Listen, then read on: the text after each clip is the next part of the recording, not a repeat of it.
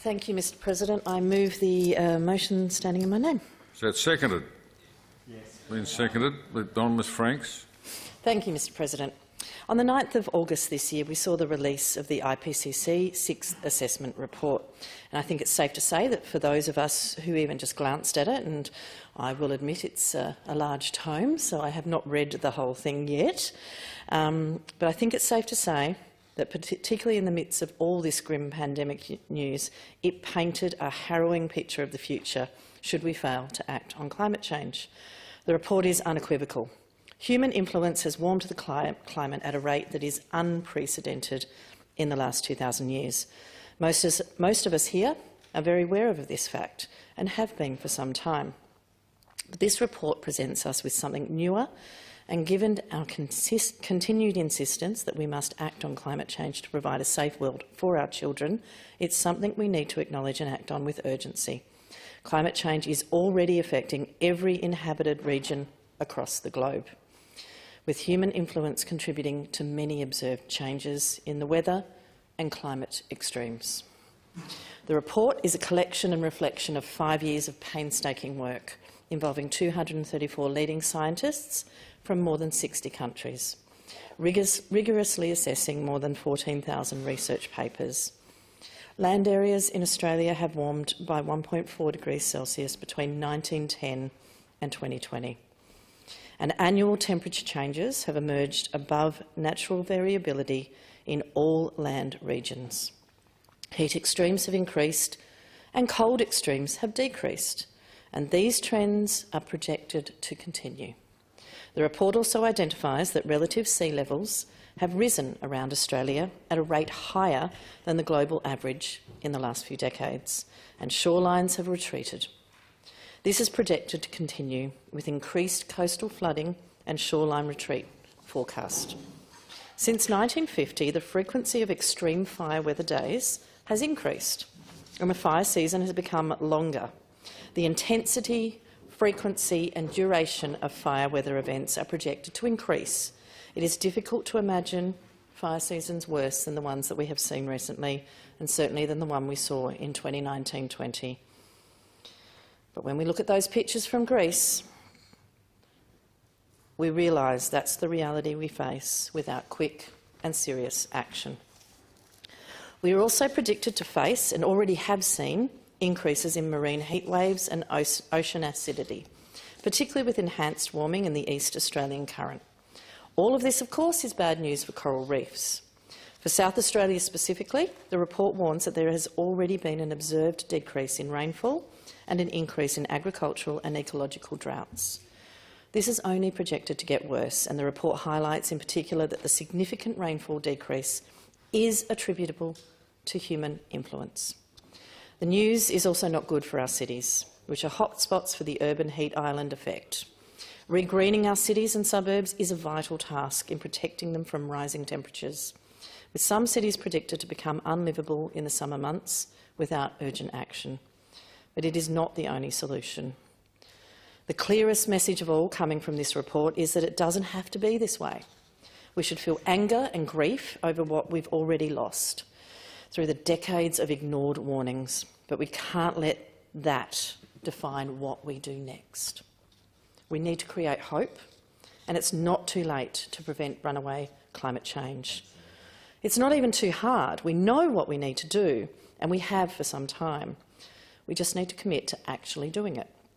Australia has the capacity to be a world leader in climate action and renewable energy, phasing out coal and building a renewable energy economy that exports clean energy to our world. We need to cut emissions by around 45% by 2030 and to around net zero by 2050. And these need to be real cuts, not creative carbon accounting, not weasel words, because without this action, we are unlikely to keep global warming between 2 degrees Celsius, and it's already incredibly difficult for us to keep warming below 1.5 degrees Celsius. We won't be able to keep warming below that 1.5 degrees without strong action to reach net zero emissions before 2050. The latest emissions predictions released by the federal government in December last year show that we are well behind on that path to net zero by 2050. But we need to act faster. For 40 years, almost my entire life, we've been saying that we must act to protect the futures of our children. And for 40 years, we've failed to do so in a way that meaningfully addresses the problem. We're running out of other people's futures to hypothecate about, to burn, as climate change encroaches on all our lives, even now. A leaked draft of the IPCC report revealed that global greenhouse gas emissions must peak in the next 4 years and that coal and gas-fired power plants must close in the next decade to avoid climate breakdown. Stranded assets will be a growing problem, as coal-fired and gas power plants with working lives usually measured in decades will have to be decommissioned within 9 to 12 years of construction. And that's what the report finds. The scientists echo the recent advice from the International Energy Agency that no new fossil fuel development can take place if the world is to stay within that 1.5 degrees Celsius of heating. We know that some of these changes are baked in already. We've seen this as temperatures continue to rise, as fire seasons and droughts increase in their intensity. But we can still prevent a lot of the most serious impacts of climate change, of greatly increased temperatures, and we must do so if we act. We must act now. So what does acting now look like? Well, for starters, it means we need to seriously acknowledge our current situation. We're already seeing the effects of climate change today. And the best time to act was actually decades ago. And of course, the next best time to act is right now, is today. When we take action, and I want to be clear that we need to take action and hold those to account who are most responsible for pollution, for emissions, this means that we need to target the big polluting corporations, the ones who've spent decades trying to bury the science of climate change, the ones who've spent decades trying to shift the blame. We can't let those big corporations continue to lay systemic issues at the feet of individuals, because you can use as many keep cups or reusable shopping bags as you like, but it won't change the fact that on several occasions this year alone, the ocean was on fire. And that was on fire because of ruptured oil and gas pipelines. It won't change the fact that 100 companies are responsible for 71% of emissions. Further, that half of global industrial emissions since 1988, the year that the IPCC was established, can be traced to just 25 corporate and state-owned entities. Eco-friendly personal choices are great. I don't want to discourage those. But on their own, they are not nearly enough. We need collective action, and we need it now, and we need it at every level in our society, from local to global. But what's even more difficult to stomach is that 1/5 of industrial global greenhouse gas emissions are backed by public investment. To quote Tim Hollow, the director of the Green Institute, "It is dangerous nonsense for both major parties to try to have this planet and heat it too." We need to decouple the vested interests of the fossil fuel lobby from politics. We need to end their dirty donations, and we need to stop investing in fossil fuels. We need to stop approving new fossil fuel projects, and we need the two major parties to stop clinging to these fossil fuels while spruiking a clean green image for South Australia and for Australia more broadly. By ending the influence of fossil fuel giants and their lobbyists, we can transform Australia's energy system from one of the oldest and dirtiest in the world to one of the cleanest and smartest. I am disturbed that our Prime Minister, Scott Morrison, continues to say that Australia's response will be led by technological change. What technological change he refers to is unclear at best and fictitious at worst, with a focus apparently on hydrogen and carbon capture technologies. And for the Hansard, that does include air quotes for carbon capture. Hydrogen, for example, if not done sustainably, can be a disaster for emissions.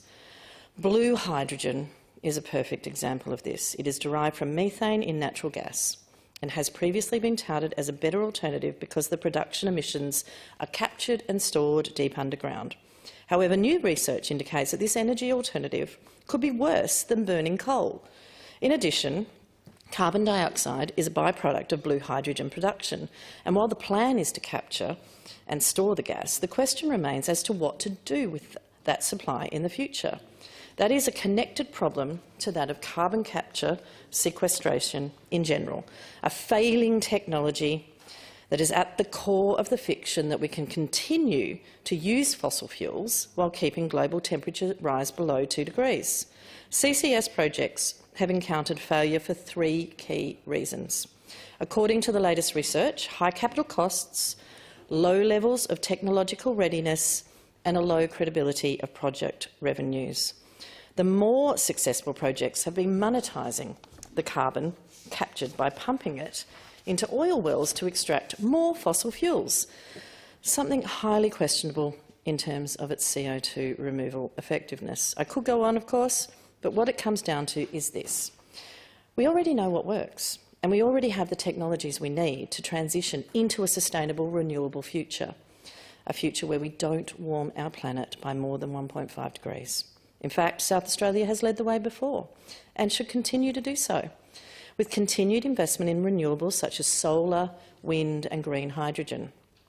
Accompanied by battery technology, we can end our reliance on fossil fuels and transition to a sustainable, renewable economy that is safe for the climate and that creates and transitions jobs into green industries.